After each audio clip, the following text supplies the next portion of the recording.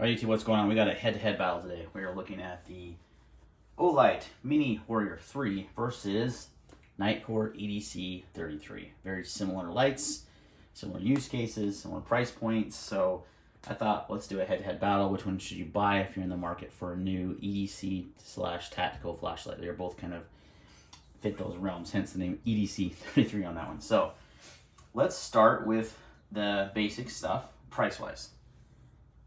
The EDC33 is $69.99. If you want to pay a little bit more, you get the EDC35, which has even more lumens and candela, for the same cost as the Warrior Mini 3, which is $89.99 at making this video. Now, it has been, let's see if we can get some of these shadows.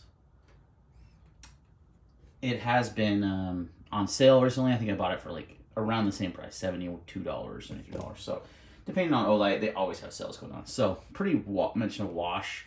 But if we're looking at just retail right now, the Nitecore does win that category. Let's talk about output.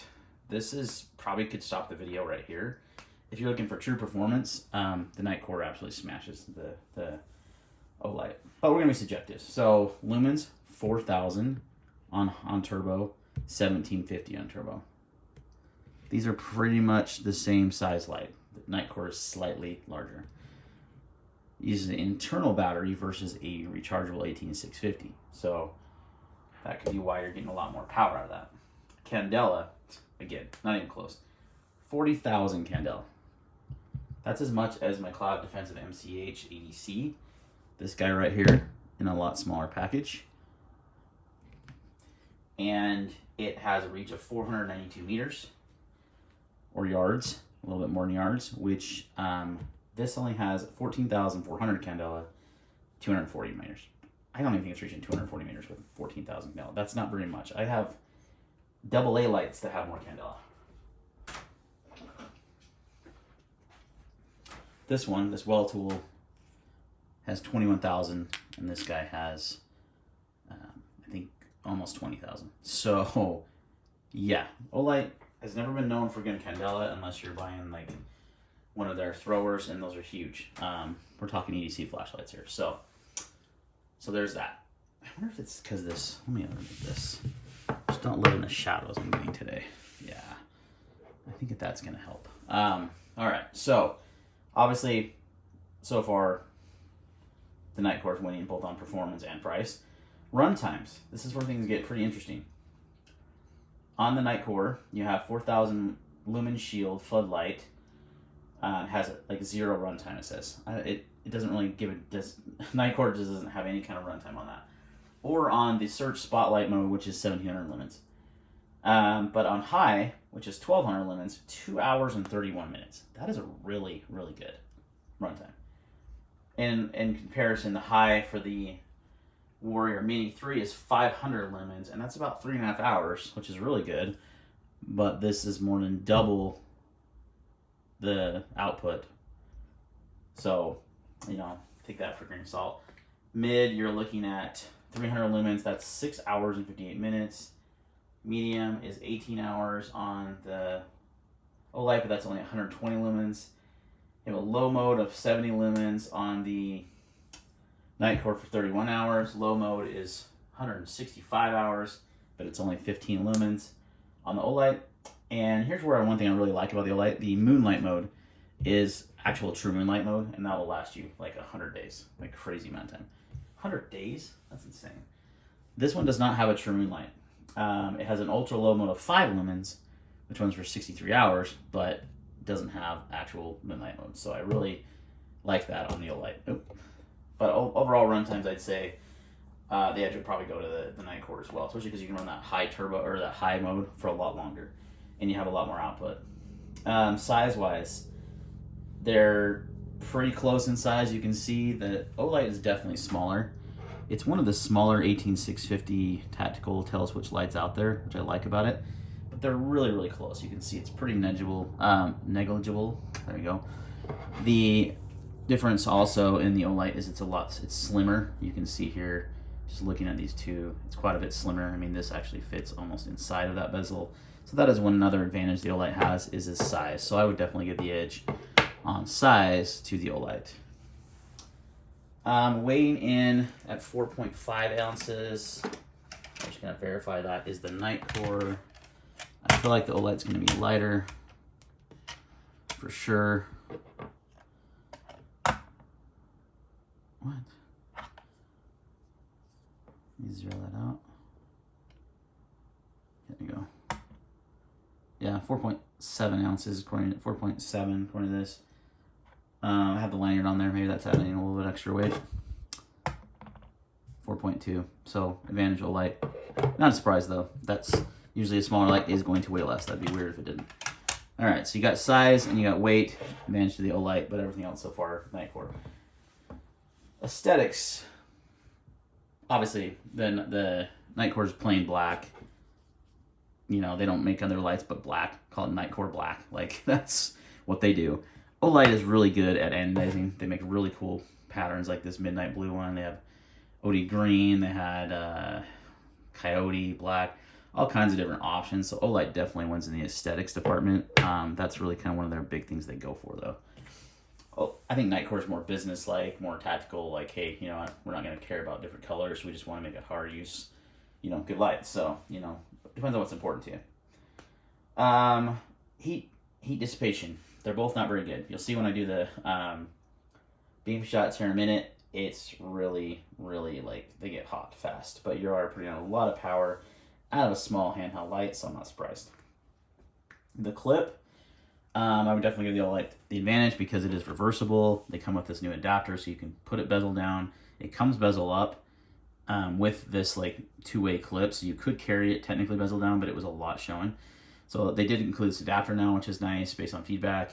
So the clip is definitely nice on the Olight. Plus, you can be clipped onto a hat if you wanted to.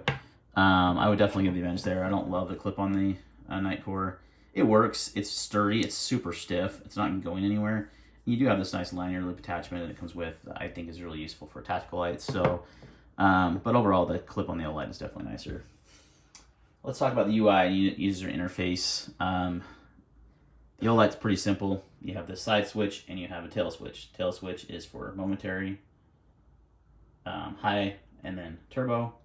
And then if you click on, it's turbo. So I really like that. It's got a nice feel, really kind of recessed switch, but really easy to activate. Then you have a side switch, and that comes on.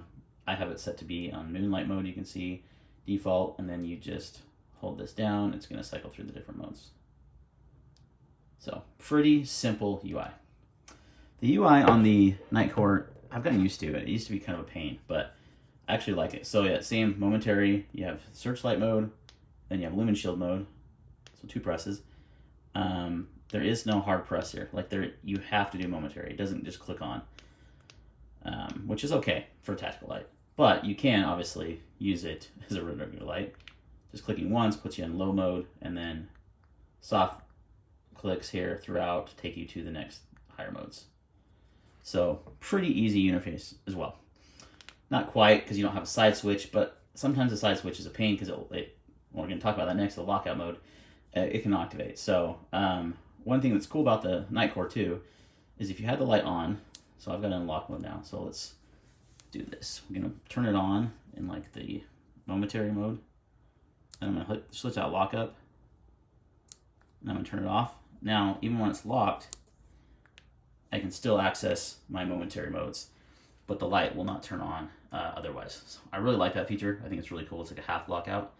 The Olight does have a lockout mechanism. It is simply just holding this button down for a few seconds, and it'll lock out. Maybe.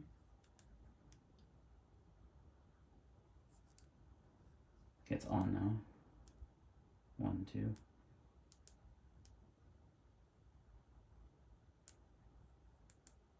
Okay, see how it's red? So now it means it's locked out. To unlock, you just simply hold down for a couple more seconds. So pretty simple lockout. Also supposed to have this sensor that turns off the light if it gets too hot, because people have always had problems with Olights burning holes in their pockets. Not just Olights, a lot of flashlights. I've had it happen to me. And I don't think it works very well. Like, I've tried it and it still stayed on, got hot. So, but the lockout side it's a simple switch on the Nitecore, which is going to win all day long. Not having to like holding it down, just flipping that switch. You definitely get the advantage to the Nitecore there. Charging the lights. This is magnetic, proprietary Olight charging. I don't love proprietary chargers. This is USB-C. You switch this, USB-C cable, boom, charge it. You're done. Switch it back. You're covered. You don't have to worry about water. Really nice. I guess it just depends on what you want. I do like the magnetic tail cap of this, which is nice. You can stick it on things. You don't get that with the Nitecore. They both tail stand just fine as well, as you can see. But I don't love that I'd have to carry a proprietary charger around. I have tons of USB-C stuff, like power banks and all kinds of things that use that cord, so I have it on me frequently. I don't want to have to carry a separate cord around, so I'd say the advantage goes to the Nitecore there as well. All right, so let's roll in the footage of the beam shots. There's a decent amount of moonlight tonight. Let's do some beam shots comparisons here. So here is the Olight. It's on moonlight right now. Low, medium, high is really bright. So plenty bright, but the Nitecore just drowns it out. And that's not even on turbo. That's on turbo, and you can't even see the light anymore. Let's put the Olight on turbo. The Nitecore, okay, that's like the spotlight mode, which is going to be quite a bit brighter. You can see that candela coming through. So that's on the right versus the left. And then that's the turbo lumen shield. Heat, these are both getting super hot. Like, they do not dissipate heat well on turbo at all. But that's a lot of lumens coming out, so I'm not surprised.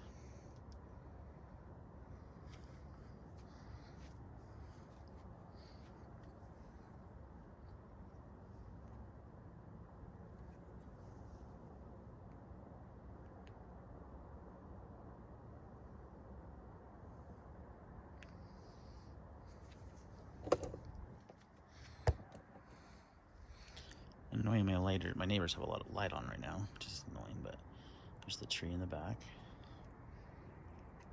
That's the Olight on turbo. See, the spot on the right is so there's the Olight. There, you can see how much more candela that's thrown out.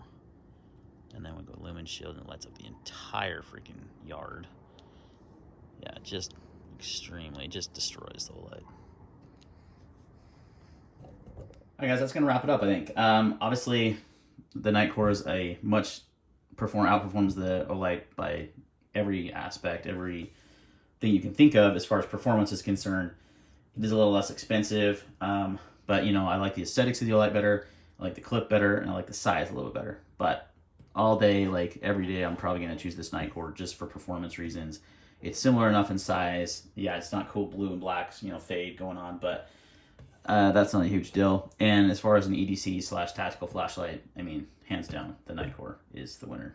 So, thanks guys for watching, and we'll see you on the next video.